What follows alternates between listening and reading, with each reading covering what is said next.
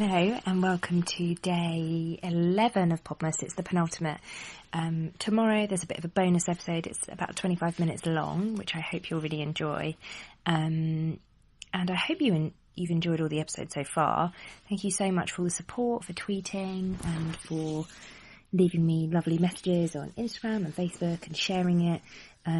It's been a bit overwhelming. I didn't really expect anyone to listen. So it's been really nice. And I hope that this time next year we'll all be doing Podmas, and I hope I've inspired you to start your own podcast. So on to today's episode. In my Facebook group, which if you want to join it, I'll leave a link in the show notes, or you can just search What She Said podcast in Facebook and then just request to join. I asked what people would want to listen to, because I was a bit stuck on some of the topics. I'd initially planned to record certain topics, which I've actually dropped now, so apologies for my newsletter subscribers who I told I was going to record certain things, and actually I dropped a couple of them. But I kind of have just been doing it on the hoof, and it just didn't feel right, so I hope nobody minds. But a couple of things that have come up in the Facebook group has been around coaching and why I recommend it for other people, why I did coaching, and why I'm also a coach to creatives. And I think people who haven't had coaching sometimes, well, it's the same as how I was before I had coaching. They want to know why do you do it? What can you gain from it? And is it worth the investment, I guess? So I thought probably an episode like this would be a good way to chat about it. And I'm actually recording this on my phone, which I've never done before. Actually, I did on one of the episodes, in my bedroom, just because I can't really be bothered to do it properly. So there's a bit of real life for you. I'm not in my pyjamas or anything. I'm just in my clothes. Not that there would be anything wrong with that. I'm waffling now. I digress. So, on to coaching. So, a blog post that I wrote last year, maybe last year or the year before, I think it was the beginning of last year, called 5 Things That Helped Me Grow My Blog. I talked about the coaching that I'd had with Jen Carrington, and how I credit that, along with some of the other courses that I've done, kind of invested in my blog, why I credit that in part to helping me grow my blog. And actually it's kind of more than that, because Jen helped me I basically went to her with a few very scattered ideas of what I wanted to do. I was in a staff writer role at the Express at the time, and I just found out that I was pregnant. I really wanted to go freelance again, and I really didn't know how I wanted to make the majority of my income, and I sort of knew that I wanted to do coaching. I knew that I wanted to start a podcast, but I didn't really know why. And by the end of it, I'd put everything that I wanted to do into motion, and I'd gone freelance by our second coaching session, and yeah, so and I guess people want to know how a coach did that. And I think maybe in part the reason that there's a bit of a mystique around coaching is because it's not therapy, it's not consultancy. You know, you're not paying your coach to do it for you, you're not outsourcing anything, but somehow it's a way of, you know, you achieving your goals, but it's quite hard to understand how that's going to happen if someone isn't going to do it for you. And I guess, I mean, I'm not an expert on this, but I just want to share my experience of why coaching was brilliant and why I would recommend that other people have it too. The main thing with coaching is that there are so many different types of coaches. There's a coach for pretty much everything. You know, there's obviously the old kind of probably stereotypical life coach. There's coaches for your career, and then there's kind of creative coaches, and I'm obviously not talking about all the different types of coaches, and life coach will probably talk to you about your career, and maybe a career coach will also talk to you about your life, because it's pretty holistic and they're all intertwined, right? But a creative coach, which is I'm a creative coach. I'm a coach for creative women. The best way I can put it to you is that, everybody, when you're looking for a coach, they'll all offer slightly different packages and different levels of support. And probably in a slightly different style. But the overriding thing, I think, that makes a coach a really good investment in your business is that they bridge the gap between where you are right now and where you want to be. And I was chatting to Kate Ferris, who is a coach and she specifically her speciality is marketing. She's a marketing expert.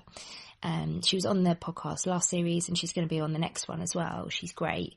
And specifically she focuses on, marketing strategies for your business and helping you achieve them and put them into practice, identify them and put them into practice. And she basically said, your creative coach is going to help you get from where you are right now, where you want to be, and there's just this gap in between. And I noticed I see this come up quite a lot in my Facebook group when I hear other kind of awesome creative women talking about what they do and what they want to do. And also it comes up in clients who approach me, not just official clients who approach me about hiring me, but also I get a lot, maybe 2-3 emails and a few Instagram or Facebook or Twitter messages every single day asking my advice or for help. And I'm not saying that in a big-headed way. It's just because that's my online presence, I guess. I share a lot of that information and that's what I put out there. So of course, if people have questions, they come back and ask me, in the same way that I ask other people who share that type of content online. And there's a real thread that runs through all of these people. And some people are Instagrammers, sometimes they're fledgling bloggers, sometimes they have a small business, a small creative business that they want to get kind of started and get off the ground. Sometimes they are in a full-time job which they just want to leave, and they kind of have an inkling of how they could make money online, but they don't really know how. But the main theme is that they have an idea of what they want their life to be. They know where they are right now, and they don't know how to get to the next step. They don't know how to bridge that gap between the two. Does that make sense? So I don't know why I'm asking the ether, but you can tweet me and tell me, no, that doesn't make sense. So the way that I help people is that I'm fairly practical and fairly goal orientated and action focused.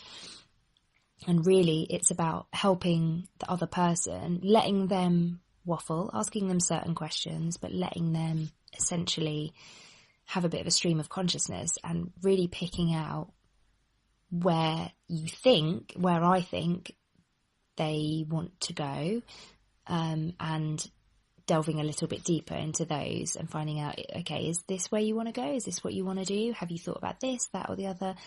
And I guess it's about being a bit of a conduit